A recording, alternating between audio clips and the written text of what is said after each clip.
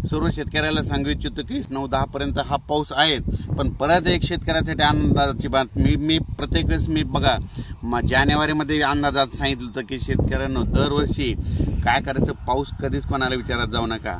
दरवर्षी 10 जुलै ते 15 जुलैमध्ये पाऊस पडतो, हे कायमचं लक्षात घ्या।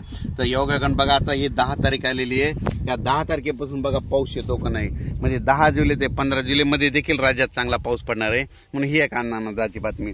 परत एक शेतकऱ्याला सांगू इच्छितो की मागच्या अंदाजात सांगितलं होतं यावर्षी जुलै महिन्यात खूप चांगला पाऊस पडणार आहे, म्हणून हे अंदाज सांगितला होता। तर तुम्हाला एक सांगतो योगायोगाने ह्या जुलै महिन्यामध्ये 16 तारखेला काय होणार, एक लो प्रेशर तयार होणार आहे आणि 20 तारखेच्या दरम्यान एक लो प्रेशर बंगालच्या खाडीमध्येच तयार होणार आहे। दरवर्षी जुलै महिन्यात कधीच बंगालच्या खाडीचा पाऊस आपल्याकडे येत नाही, पण यावर्षी अशी परिस्थिती की जुलै महिन्यामध्ये ते लो प्रेशर येणार आहेत, म्हणून हा अंदाज लक्षात घ्यायचा।